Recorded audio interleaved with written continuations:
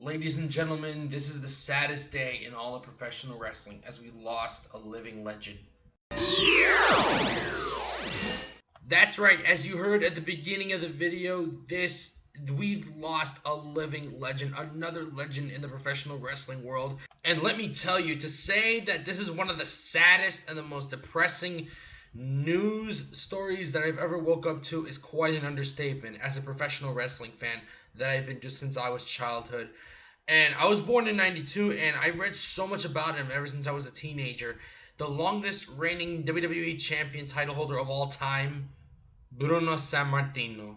That's right, long before Hulkamania ran wild in the 80s, there was one man who has the best title reign. I mean, one of the longest title reigns in all of WWE's championship history.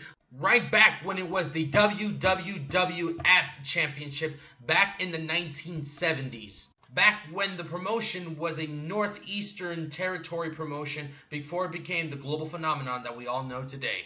Believe it or not, before he had a legendary career in professional wrestling, he was a professional weightlifter. In 1959, he set a world record in the bench press with a lift of 565 pounds, done without elbow or wrist wraps.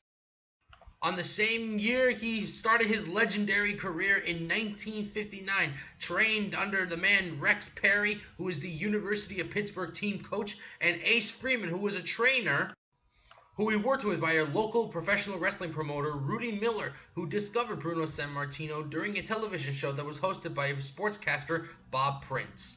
On December the 17th, 1959, he pinned Dmitry Gaboritsky in just 19 seconds. Wow!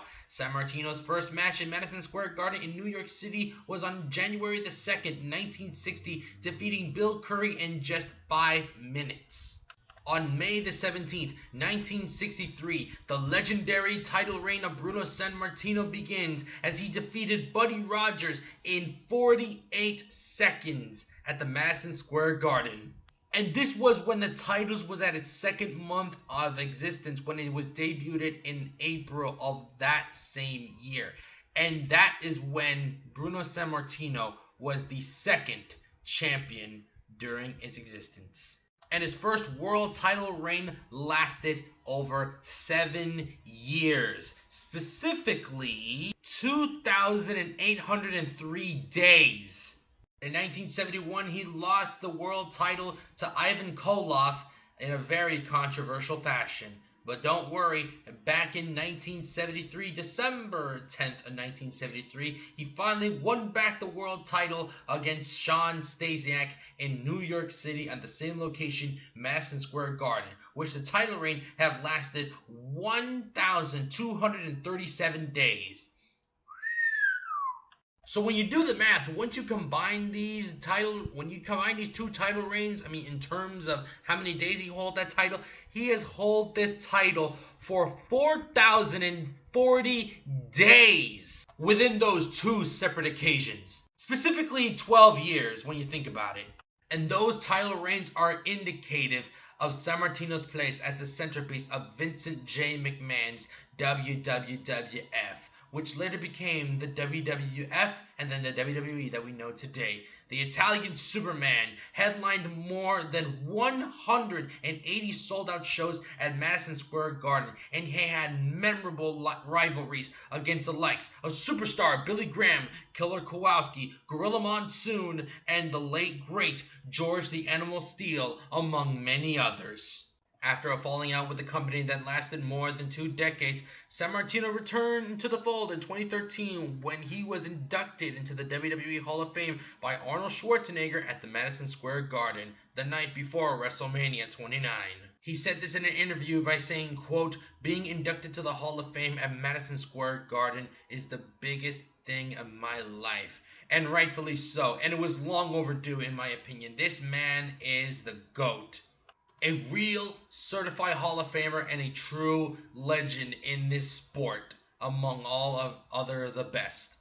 Again, before Hulkamania was running wild in the 80s, along with the Macho Madness, along when Ric Flair was styling and profiling back in the 80s, there was a man named Bruno Sammartino, a true legend. He was among the greatest champions of all time. His influence within the wrestling world and his contributions are unlike anything else you can imagine. It is beyond the stratosphere when you look at the side of things.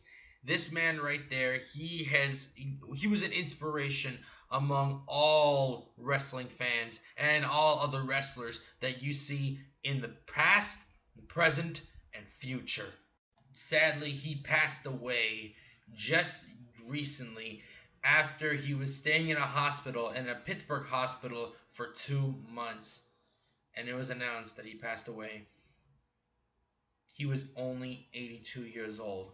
And it was announced when WWE was in Cape Town, South Africa, during their South African tour, that they announced that Bruno Sammartino was sadly passed away.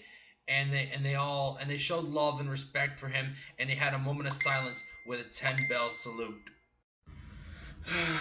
It's a very sad day that we've lost a great legend. I mean, one of the best legends that are so influential within the sport. I read so much about him. I watched some of his matches here, like back in the day when I was a teenager.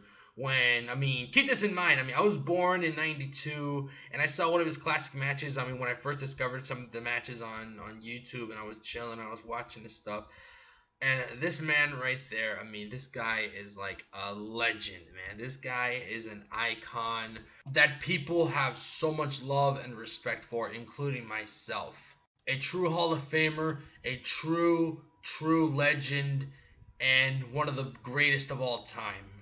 Make no mistake about it. So, to Bruno Sammartino, I salute you and thank you for your contributions to professional wrestling.